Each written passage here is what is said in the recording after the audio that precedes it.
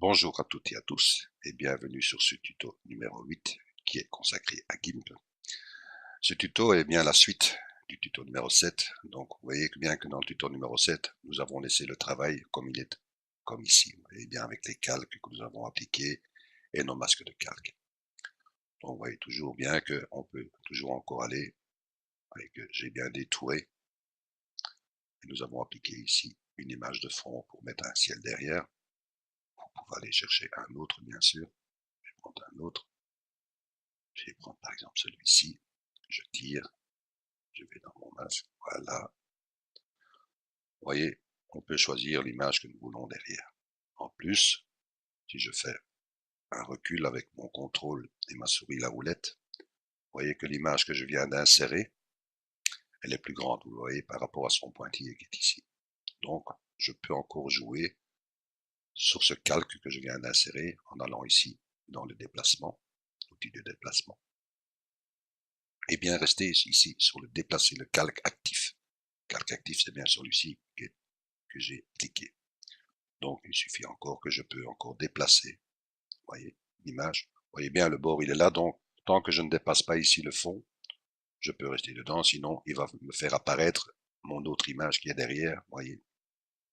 Donc, je peux encore jouer là-dessus par rapport à ce que je veux chercher. Donc, par exemple, je suis content de ceci. Voilà. Mon image ici, je vais la mettre à la grandeur de mon image précédente, c'est-à-dire que je fais un clic droit et je fais calque aux dimensions de l'image et le pointillé prend bien la dimension de mon image précédente. Voilà, donc on peut jouer là-dessus. Donc nous sommes par exemple satisfaits de notre détourage que nous avons travaillé dans le tuto numéro 7. Donc il suffit d'aller cliquer ici dans notre masque de calque et l'appliquer. Appliquer masque de calque. Donc il va faire disparaître la petite fenêtre où nous avions travaillé sur notre masque de calque. Il ne suffit pas, par rapport au travail que nous avons ici détouré, que de rajouter un ciel. Enfin oui, ça peut servir, mais il y a moyen de faire autre chose. Donc ici, on va supprimer l'arrière-plan qui est le ciel que nous avons inséré. Et nous allons supprimer celui-ci aussi. Donc, nous avons notre image de base et le travail que nous avons détouré. Notre image de base, nous allons la dupliquer. Vous savez que la première chose à faire est de ajouter un masque de calque, le canal de transparence, et dupliquer l'image.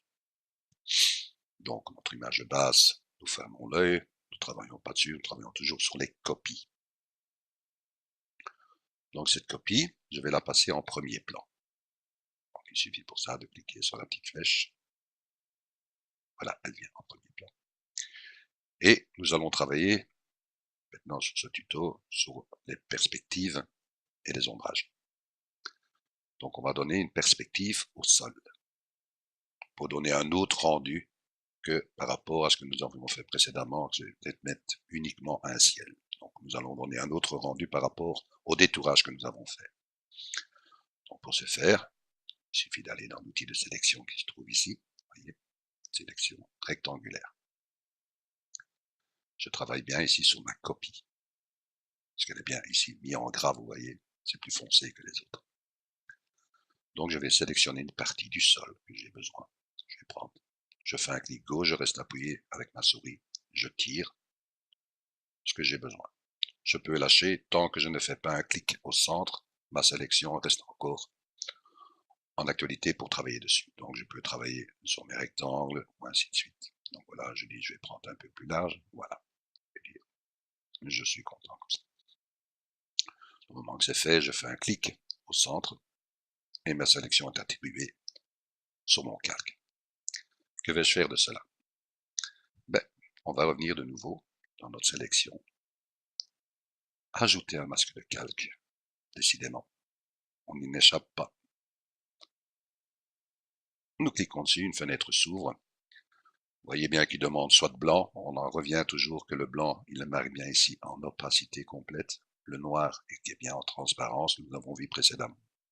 Donc ici, notre sélection, notre masque de calque, on va l'attribuer à notre sélection. Vous voyez ici, sélection. Donc, nous cliquons bien sur sélection et ajouter. Donc, je vais fermer l'œil de l'autre, comme ça, vous voyez bien sur quoi on travaille. Voyez.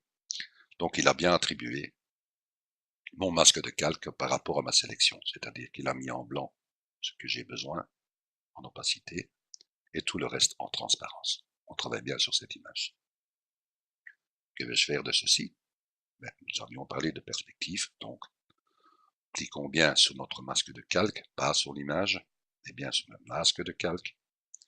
Allons dans le symbole ici qui se trouve outil perspective, cliquons dessus. Venons sur notre image, je peux agrandir, voilà, je vais agrandir. Je fais un clic au centre. Mon image devient blanc, pourquoi? Parce que je suis bien sur mon masque de calque, qui est bien blanc ici, vous voyez.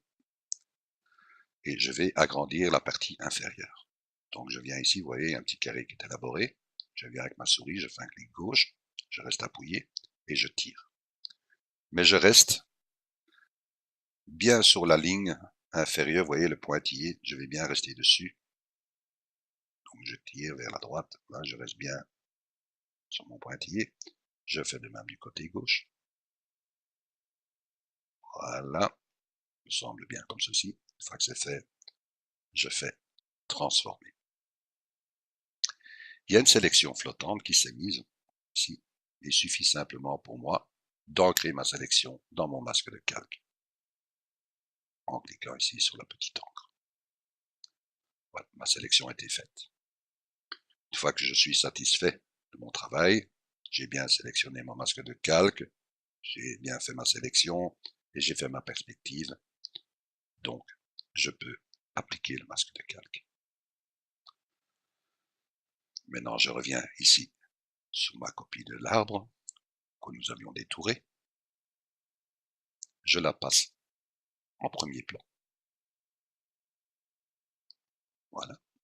Elle est bien en premier plan. Si je coupe l'œil, le deuxième, c'est bien celui-ci. Je suis bien actif sur la première partie. Je vais travailler sur son opacité. Vous allez voir que le fond va diminuer en son opacité par rapport à l'image précédente. Donc, je diminue son opacité. Vous voyez? Donc, j'augmente un peu. Et je vais prendre une gomme. Voilà une gomme. Je vais prendre une gomme dure. Je vais agrandir. Voilà, c'est le temps. Et je vais gommer ce que je n'ai pas besoin. Donc, ce que je n'ai pas besoin, c'est le reste du décor du terrain qui est ici derrière. Je travaille bien sur mon calque ici, la copie. Et je gomme. Je peux venir sur celui-ci puisqu'il fait partie de la deuxième image. Donc, je peux venir ici. Vous voyez, je gomme tout l'arrière-plan. Ici.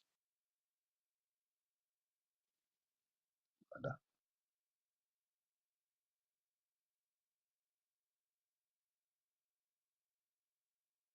Une fois que c'est fait, je peux augmenter son opacité. Je peux revenir à son opacité à 100%. Voilà. Que vais-je faire de ceci? Je vais activer la base que j'ai mis en perspective en cliquant dessus. Je vais fermer l'œil de l'autre, comme ça on travaille bien sur cette image. Je suis bien sur celle-ci. Je vais lui mettre un bord. Comment mettre un bord sur ma sélection? Puisque ma sélection, vous voyez qu'elle est mise par le pointillé tout autour de l'image. Donc le pointillé, je dois bien le mettre autour de ma sélection que je veux ici au centre. Pour ce faire, il suffit de faire un clic droit sur mon calque et mettre l'alpha, c'est-à-dire le pointillé, vers la sélection qui est celle-ci.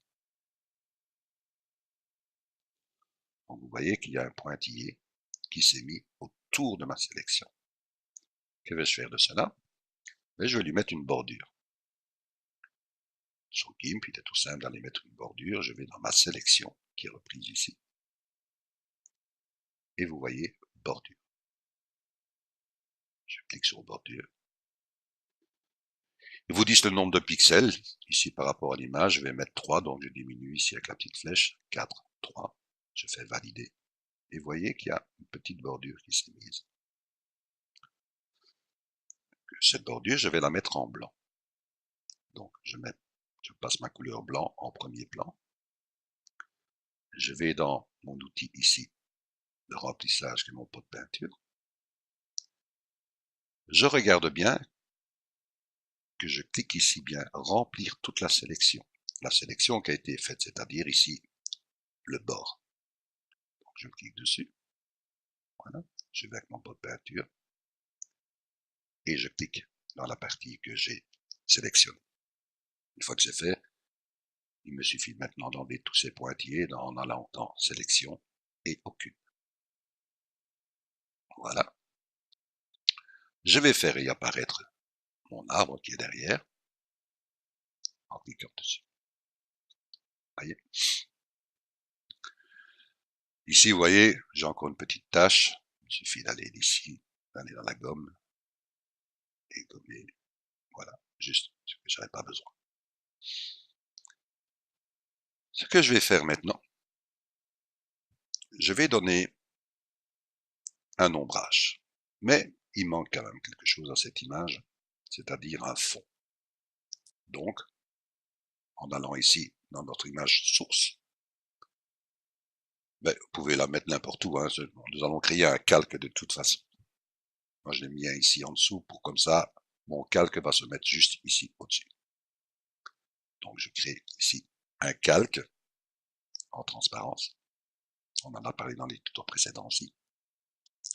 Et nous allons lui mettre une couleur en dégradé.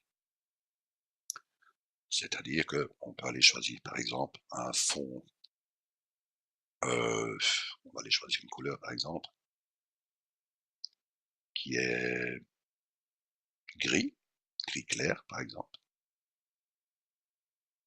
Non, on va aller prendre, par exemple, du bleu. Prendre du bleu, je peux sélectionner, vous voyez, si je viens ici avec mon curseur, je clique dessus, vous voyez, mes deux couleurs en dessous changent aussi, donc je sélectionne un bleu clair, par exemple. Voilà, valider. Et mon noir, je vais lui mettre un bleu, par exemple, plus foncé. Vous voyez que ça change ici aussi. Si je bouge, vous voyez, ça change. Donc, je vais vers un bleu foncé. Un exemple. Valider. Comment je vais attribuer maintenant ici ce dégradé? Et il y a la fonction ici dans l'outil que vous voyez ici, outil de dégradé. Il vous suffit de cliquer dessus. Une fenêtre s'ouvre. Et il vous dit bien ici, dans la fenêtre, c'est bien repris, du bleu clair au plus foncé, la couleur du premier plan, PP, que vous voyez ici, qui est le premier plan, et vers l'AP, l'arrière-plan. Et là, il vous propose aussi linéaire. Linéaire, ça va représenter quoi? Mais si je tire une ligne avec ma souris, je fais un clic gauche et que je tire, tout dépend où je m'arrête. Je reste appuyé, voilà, je fais un clic, je reste appuyé, vous voyez une ligne qui se fait. Si je m'arrête au milieu, vous voyez, il va commencer le contraste par rapport à ce que j'ai mis. Si je vais plus loin, vous voyez, il va chercher ma luminosité plus loin. Je peux même sortir de l'image et ainsi de suite, hein, donc je peux aller plus loin. Vous voyez, donc, ça c'est linéaire. Je peux aller du bas vers le haut. Et vous pouvez sélectionner comme vous voulez. C'est un exemple. Vous pouvez faire aussi, ici on parle de linéaire, vous pouvez aussi faire radial. Radial, c'est donc on va faire à partir du centre. Puisque là on parle bien d'un rond clair vers le foncé. Donc on peut faire ceci. Vous voyez, faire ceci. On va laisser comme cela. On se dit, ah, c'est joli. Donc ici, je vais couper. On a été content de notre image ici, que nous avons rajouté notre perspective. Donc de ces deux images, qui est celle-ci et celle-ci, en cliquant dessus, vous voyez, je viens sur ma première partie, je vais l'appliquer avec la deuxième. Je vais faire une fusion, donc je vais fusionner vers le bas. Donc je n'ai fait qu'une image des deux. On travaille bien sur cette image-ci. Voilà. Je vais lui donner un ombrage ici à cette image. C'est-à-dire une ombre qui part autour de mon fond et de mon arbre. Je viens sur ma copie, je suis bien sur mon calque, je vais dans l'outil filtre, je vois ombre et lumière, je fais ombre portée. Là, je peux augmenter mon opacité, je vais la mettre à 80, allez, je vais mettre 90, voilà, je fais valider. Vous voyez qu'il y a une ombre qui s'est faite tout autour. Elle est bien ici. Une fois que vous êtes satisfait, oui, c'est bon. Cliquez bien sur votre sélection et vous la fusionnez vers le bas. Si je la fusionne vers le bas, quand je vais retravailler sur cette image, il va travailler sur l'ombre aussi. Ça, c'est à vous de choisir. Ici, pour le moment, je ne touche pas. Je vais vous expliquer pourquoi par la suite. De cette image, vous voyez qu'il y a des petits coins sombres dans l'arbre. Je me suis dit, je voudrais mettre ça un peu plus en valeur. On va recréer un masque de calque. Un calque, par exemple. Pas un masque de calque, mais un calque. Voilà. Je laisse en transparence. Et de ce calque, vous savez très bien que quand on revient dans cette fenêtre qui est ici normale avec un menu déroulant, il travaille toujours avec les calques qui se trouvent en dessous. Donc ici, je tiffe le menu déroulant et je vais dans superposer. Il n'y a rien qui se passe. Pourquoi? Parce que mon calque, il est neutre. Donc il superpose encore rien pour le moment. Que vais-je faire? Je vais aller ici dans mon menu couleur. Je clique bien noir et blanc. Je mets le blanc en premier plan. Je vais cliquer ici dans mon outil dégradé. Je suis bien ici dans mon outil dégradé. Hein. Voilà. Donc on clique bien sur outil de dégradé. Je clique sur la petite image. Un menu s'ouvre. Et je vais prendre du premier plan vers transparence. Donc il va uniquement travailler sur la couleur blanche et le reste en transparence. Et je laisse en radial. Donc, en faisant ceci, avec ma souris, au lieu de faire des grands traits comme je vous ai montré précédemment pour arriver à ce dégradé de bleu, je vais faire des petits traits dans l'arbre. Vous voyez? Et je fais des petits points lumineux qui se font. Au plus je vais grandir, au plus je vais voir. Ça, oui. On peut donner comme ça des petits effets. Voilà, on peut encore en mettre un ici. Un exemple. Donc nous sommes satisfaits de ceci. Nous pouvons fusionner le travail que nous avons fait avec l'image qui est en dessous. Donc, clic droit, fusion vers le bas. De mon image, donc ici, je suis bien sur mon image. Voilà. Je vais lui donner une courbure. Donc cette courbure, c'est-à-dire je vais lui donner une perspective différente. Je vais aller dans l'objet, filtre, et je vais aller dans distorsion. Et je vois l'objet ici courbé. Une fenêtre s'ouvre avec une ligne centrale horizontale et vous propose supérieur ou inférieur. Que veut-il dire par là? En laissant supérieur, il va prendre la ligne supérieure de mon image, puisque j'ai ma sélection. Et si je clique inférieur, il va prendre ma base inférieure. Donc je veux travailler uniquement sur ma base inférieure, donc je fais un clic inférieur. Je veux qu'on me montre l'aperçu, voilà, je clique ici, aperçu. Et quand je vais descendre en faisant un clic au milieu de ma barre horizontale, et je descends, oui, il y a une courbure qui s'est faite. Je suis satisfait du travail. Je fais valider. Le travail se fait. Voilà qui est fait. Donc j'ai donné une courbure. Je réapplique mon ombre. Vous voyez pourquoi j'ai laissé mon ombre indépendamment de mon image. Si j'aurais laissé et j'aurais fusionné mon ombre avec mon image auparavant, mon ombre serait montée aussi. Donc j'ai laissé mon ombre au sol, donc pour laisser comme ceci. Vous êtes satisfait par exemple de l'ombrage et de votre image, vous pouvez fusionner vers le bas, fusion vers le bas. Vous pouvez encore travailler, bien sûr, sur la couleur. Vous pouvez encore aller dans les courbes. Vous pouvez vous amuser. Et à votre ligne, vous savez très bien que la ligne au-dessus, c'est les couleurs claires, en dessous les couleurs sombres. En faisant un clic sur ma courbe et montant, vous voyez, je peux augmenter la clarté de mon arbre. Je suis satisfait, un exemple. Valider. Je suis content. Vous voyez que, comme nous avons fait du travail, il y a les pointillés qui sont faits. Pourquoi l'image elle a été changée par rapport aux perspectives, par rapport aux courbes. Ce n'est pas bien grave. Il suffit d'aller dans le cutter. Ici, outil de découpage.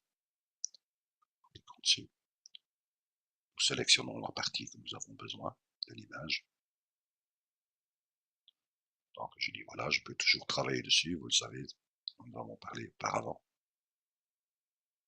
Une fois que je suis satisfait, je fais un clic et mon image est élaborée. Et vous pouvez encore, bien sûr, mettre les fonds que vous voulez en arrière. J'espère que ce tuto vous a plu et à très bientôt pour un prochain tuto. Merci à vous, merci de votre écoute.